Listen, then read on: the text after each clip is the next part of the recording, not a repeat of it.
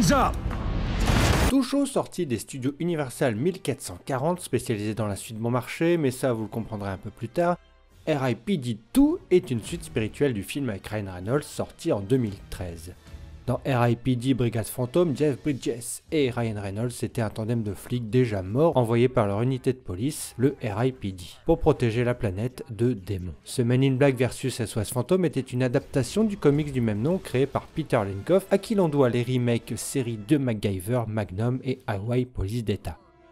Film sympathique au demeurant, R.I.P.D. n'a pourtant pas brillé au box-office, engrangeant à peine 30 millions de dollars sur le sol américain et à peine 45 autres millions dans le monde. C'est très peu, surtout comparé au budget de 130 millions de dollars.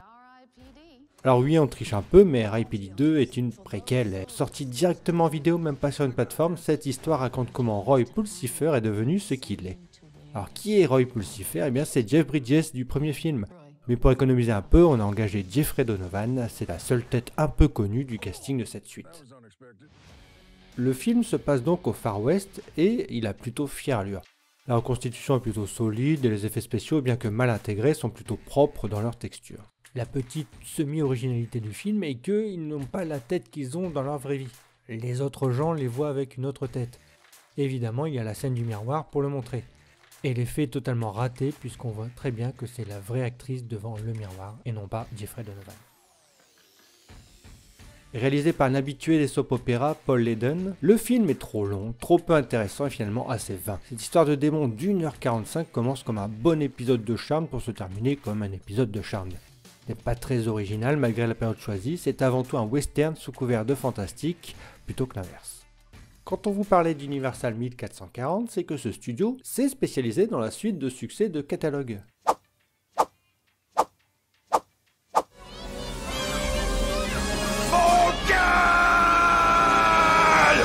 Nous avons donc un flic à la maternelle où on remplace Arnold Schwarzenegger, héros du film de 90, par Dolph Lundgren is Kindergarten Cop 2. Le film est sorti en 2016 et ne fait aucune allusion au premier, c'est donc un remake déguisé sorti tout droit en DVD aux États-Unis et en France. Backdraft est un film un peu oublié par de nombreuses personnes. Universal le sait puisqu'ils ont fermé les attractions de leur parc basées sur ce film depuis quelques années maintenant. Sorti directement en vidéo en 2019, Backdraft 2 est la suite du premier film daté de 91 et réalisé par Ron Howard. Avec tout de même Kurt Russell, William Baldwin, Robert De Niro et Donald Sutherland. Les deux seuls acteurs en quête de nouveau succès, Baldwin et Sutherland, reprennent leur rôle. Personne ne l'a vu? Normal, le film est un échec complet et devinez quoi, Universal 1440 est derrière le film.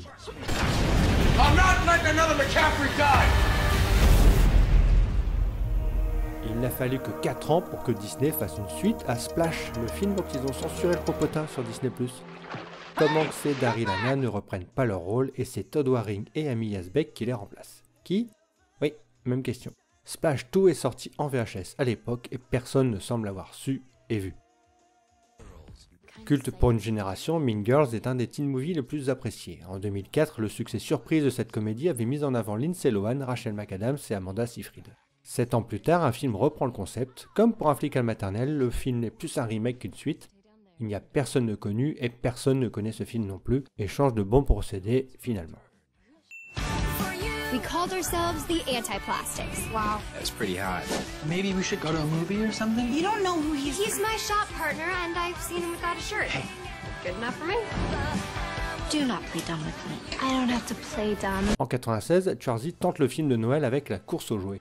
Film mélangeant les genres avec une partie super-héros pas dégueu, La course aux jouets a été un petit échec, confortant Schwarzenegger sur le fait que les comédies ne sont pas son truc. Le film gagnait un petit statut de classique de film de Noël pour certaines personnes. Sentant la bonne idée 18 ans plus tard, la 20th Century Fox produit une suite avec le comique Larry the Cable Guy. La suite passe directement en vidéo, comme beaucoup d'autres.